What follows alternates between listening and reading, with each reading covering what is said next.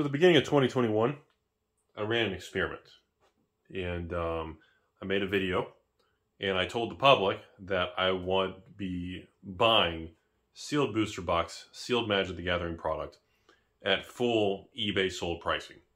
So essentially what that meant in January, February of 2021, about 3 months ago, was essentially that if you have a $1,000 box and you sell it on eBay and you're going to net around $800, instead of assuming the risk of a buyer and selling it on your own and taking on any form of risk and, any dangers, you could contact me, tell me, show me a picture of the box, and if it's an XYZ box, that was $1,000, and there's sold listings at, $1,000 sold listings, I'd give you the $800 and I'd give you a shipping label, and you'd have a risk-free transaction.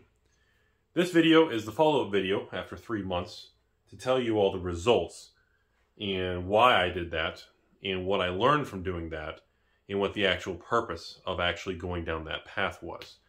So first of all, the theory behind this was I was really curious what is really out there. The people watching this channel and the whole concept that ever since Alpha Investments came around 5 years ago,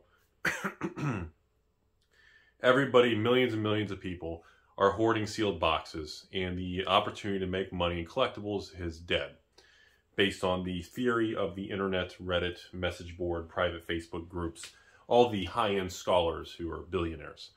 And I found that concept to be very interesting, and I was very curious to know how much truth there was to this. How many people out there actually are sitting on all kinds of product?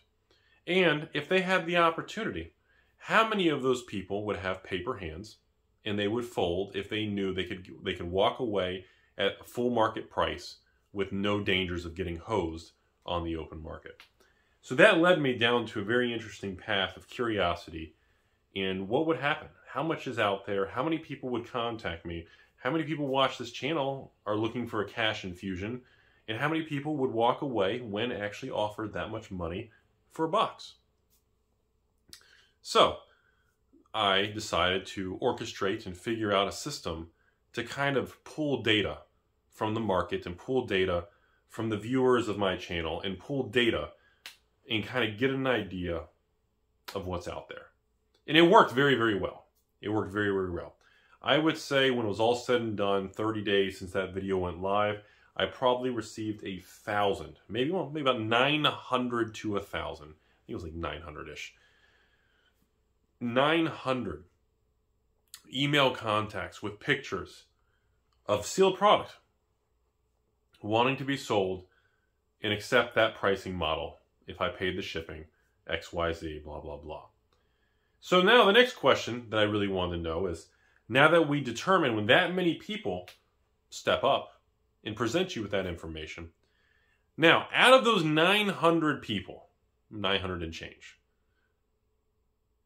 all the products they held, are they all from products since I've been on YouTube and started selling booster boxes?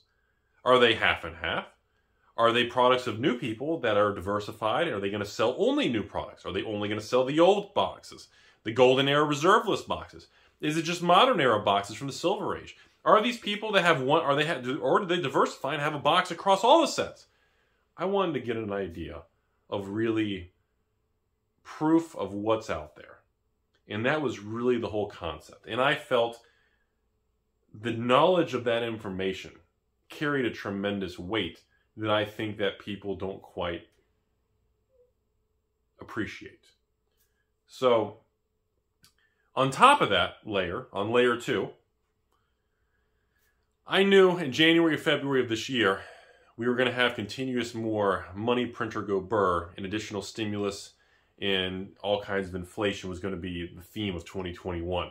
I talked about it very heavily in the end of 2020 and the beginning of 2021. Because of that, I also knew that all the prices in January, February were going to be considered very, very cheap by the time the middle of 2021 rolled around. That has also turned out to be incredibly accurate, which is surprising, but not surprising, a little disturbingly scary. I don't know, however perspective you want to look at it. So that turned out to be true. So at that time, I was okay with that because I knew even paying very, very high prices, that by the time the dust settled and 6 months went by, those high prices would not be high. At the time, like I said, no joke, at the time, we're going to start with Kaldheim. At the time, ladies and gentlemen, a lot of people had Kaldheim boxes. A lot of them were my own patrons that I sold them to for 80 bucks a box. And I bought a tremendous amount of Kaldheim boxes because I feel Kaldheim is going to be probably the first modern, or no, new era box that is going to be $1,000 box. Yeah. And I feel so passionate about that I just, you know, at the time of January, February, Kaldheim boxes were selling for $350 a box on eBay. I was buying Kaldheim boxes on average for between $280 and $300 a box. Essentially like $1,700 a case I was paying for Kaldheim, and I paid the shipping. So obviously because of that, I acquired an extra 300 boxes. It was like maybe about 200 and change worth of additional Kaldheim boxes, in addition to the couple hundred I already had, to double, 2.5 times the position of inventory. Because I feel so adamantly about it, I felt that even buying at that insane of a level, which no one in their right mind would be buying at that moment in time when eBay asking prices were $340 and they were sold at $330, $340, $350. Nobody, no store is going to give you $300 a box for Kaldheim. So you know, whatever the price of Kaldheim today is, I'm sure it's probably $350 to $400 range. I'm sure it's probably a little higher, but not much difference. That one didn't move very much, but the principle of the story of talking about that set first was that it was the newest product that had the most appreciation. So the more I dug through the data, spent a lot of time thinking about it, the more I realized some very interesting things were starting to almost become patterns. And of course, you got to be very careful, because if you look hard enough at any data set, the human mind will make its own pattern. Even if there is no pattern, we are wired to look for anomalies and patterns, even when patterns don't exist. So that's a very dangerous thing I had to be very cautious of. So, right out front, I'm going to go ahead and say it. The thing that blew me away the most was how the Silver Age era boxes were literally non-existent. I had more contacts for people selling me Stronghold in Weatherlight and Exodus and Tempest, even Revised. But the amount of people who had the newer ones from the middle era of Silver Age, you know, from 99 to 2009. New Phyrexia, Dark Steel, Fifth Dawn, Lorwyn, Morningtide, you know, Planar Chaos, Future Sight, Time, you get the idea. And even Kamigawa Block. And then, of course, what we call the Dumpster Fire era. Scourge, well, Onslaught was the best one. The Scourge, Legions, Nemesis, you get the idea. And out of like 900 something people, it was like 2%. It was like 2%. And of the 2%, I actually completed both the transactions of the people who had products from the Silver Age era. And that really was probably one of the most shocking moments for me, because I didn't understand that the Silver era boxes of Magic from 99 to 09, or I guess maybe 2000, 2010, whatever easy math it is, I was very surprised that for boxes that have no reserve list cards, that have mostly have anything of value has been reprinted or will be reprinted in a secret lair or a remastered product or Jumpstart 2.0 or Mystery 69 boxes, you know, I guess it really shook my perspective, because I had a very awakening moment that even I got it wrong. The amount of product that is out there is way off. The market is so wrong, it's perverted. It's stupid. You know, I mean, I don't have a good synonym to use on that analogy, but it's just, it was beyond anything I had ever imagined. I mean, there was the amount of Onslaught sealed booster boxes, the amount of silly boxes like Nemesis and Champions of Kamigawa. You know, the amount of sealed ones out there, which I always thought was a good amount, is stupid, pervertedly low. It is so bad that the day will eventually come in the coming years when, and I know this is going to be a hot take, and that's okay. You know, what am I going to do? Lose the sponsor? You know, the day is going to come when a box of what's a terrible one? Scourge, the worst one. Like a box of Scourge can go to like $10,000. What? The day is going to come one day that a box of, you know, I don't even know. Oh, let's pick one of Rudy's, like the Shards of Alara. That was one I was a big fan of, and I made a big move in the fourth quarter of 2020. And, you know, a Shards of Alara box can go to $5,000 to $10,000 a box. And I know in this current time, saying that to you, your brain is immediately rejecting that information and going, look at this moron, middle finger pump dump, making up fairy dust Fugazi. Because that's the natural reaction. And if you're not having that reaction, well, something's probably wrong with you, because you should be having that reaction. And, you know, this is where I get into very deep critical thinking many late nights. And this is the stuff I really think about when everybody's focused and wound up on silly things, or Reddits and message boards, or attacking XYZ, or that creator's evil, or someone's in trouble, or this LGS is doing something shady with, you know, whatever it may be. You know, you guys can, you know, the average person, I wouldn't say you guys, the average Timmy, you know, and it's not everybody, but the average Timmy gets so wound up and short-sighted and closed-minded on short-term market noise, short-term news and media-related things, that they lose sight of big things and they miss out on big things.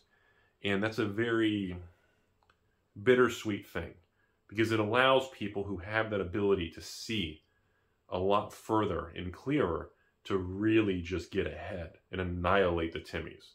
Well, what sucks, the other side of the coin, is the regular people, they don't have the ability to really see beyond the clouds and all the noise and all that just goo in the way. You can't see past it. And I couldn't believe, everybody, the results of this stuff. It really just, I couldn't believe it. Like, you know, and I already bought, you know, hundreds of boxes of that era between all the different sets, you know, probably, you know, 20, 30, 40 grand in each one. And this was something I've been doing for many years, but I didn't think the supply was that bad. If I had known that, you know, I would have made different, more aggressive, and more, I don't know, I would have made more finite, firm decisions on those product lines many years ago. You know, when I first started buying Scourge boxes in like 2014, I was paying like $120 a box. When I first started buying, you know, boxes of Scars of Mirrodin, Besieged, you know, I was paying the $95 to $105 a box, okay, from the secondary market once it went out of print immediately. And, you know, it was the same thing with like Fifth Dawn and Original Mirrodin. And even Dark Steel. I was buying those boxes for $200, $250 a piece. And I thought that was really high. And I'm like, God, what kind of potential these things have? I mean, there's a bunch out there. Why do I want to pay $250 for Dark Steel? I mean, what's it going to go up to? Maybe $350? The risk reward wasn't attractive. Well, I was fucking wrong. I was way wrong. Because my brain was making assumptions that were wrong. And I made those assumptions based on instinct and my own opinion with no real evidence. Similar to reading internets and message boards and intrawebs and what is internet. And, you know, we all do that. When we have ideas or we want to look into something, whether it's real estate or crypto or a stock or a bond or a collectible, we all do the same thing. We kind of look for some pat on the backs. We look for some feedback to make sure we're on the right path. But the problem is, many, many times, and GameStop was a great example of this in early 2021. The problem is there's many times that the market gets it wrong. And there are some golden situations where people figure that out and they go for it. And it's life-changing. So that's really what the whole purpose of this was. And, to this day, I'm still digesting some of the data. And of course, the other thing I wanted to go ahead and be on record for was booster boxes of alliances. Absolutely blew my mind how little there were left. Because I was under the impression that there were thousands of sealed boxes of alliances. Because it was a force of will or bust set in the late 90s. And it had 45 packs instead of 36 packs. I think, what were they, 12 card boosters?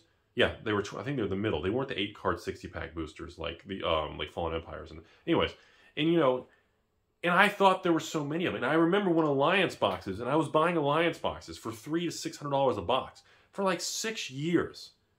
And then when the box price of Alliances went to $1,000, I was like, I'm not paying that. I stopped buying boxes of Alliances for like a 2-year window. And then in 2019, or not 2019, in 2018, when we had the pullback of the reserve list, and going into 2019, when we started to have the reinflation, and then 2020, when the world just went completely nitrous overdrive, you know, I started buying Alliance boxes again. And I'll admit, I started buying Alliances boxes for $1,000, for $1,200, for $1,500, for $1,800. And most recently, in January of this year, I was paying $2,000 for boxes of Alliances. And now, I've had patrons ask me to do a box opening for Alliances. And they've offered me $3,300. And I declined. Because I don't want to sell a box of Alliances for $3,300. And what I got wrong was I was too cocky and confident that I believed I understood the market dynamics, the market supply, and the market demand, and what the public had and would do with their products. And I had that information incorrectly. And because of that, I made poor decisions. And I'm okay with that because I've learned tremendously from that. And it's helped me a lot moving into other spaces right now, like Pokemon, Weiss, Force of Wills is coming back. And of course, Flesh and Blood, discussing this new MetaZoo partnership, discussing everything going on. You know, the knowledge I continue to learn from it allows me to expand into other categories using that more unbiased, more inquisitive perspective. And I like to share this because I know a video like this is not going to get a lot of views.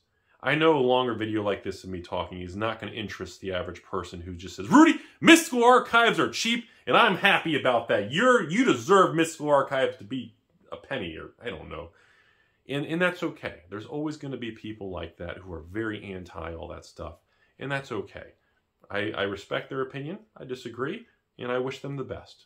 But, you know, we're dealing with a billion-dollar industry here, and there are forces at work that I can't even explain on camera. And there's some people and forces at work I don't think I could legally mention because distributor would cut me off, or wizards would probably come after me. Something would happen, you know. And there's a lot of moving forces that the public doesn't understand.